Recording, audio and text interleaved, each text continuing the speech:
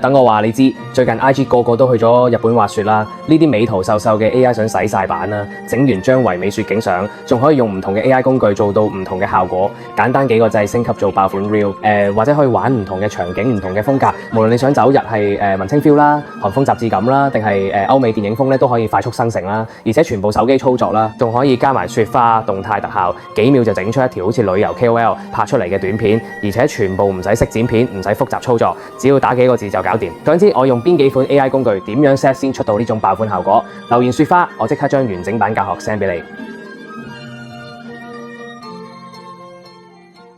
呢幾年我兜兜轉轉都做過幾樣嘢嘅。今年年頭我上咗文欣晴老師嘅 AI 課程，真係令我大開眼界。之後呢，我就開始不斷研究唔同嘅 AI 嘅應用啦，同埋工具。近排文欣晴老師成立嘅香港 AI 培訓學院呢，嚟緊我都會開班教 AI，咁希望可以幫更多人將 AI 應用喺自己嘅生活同埋工作入邊嘅。我哋學院定期晚上都會搞 AI 講座啦，有興趣了解多啲啦，可以睇下低條連結，話唔定可以俾你自己多一啲嘅選擇同方向。呢條片係全 AI 生成，無論樣聲都係 AI 整出嚟嘅。遲啲再拍翻條 Reel 咧，教大家點玩。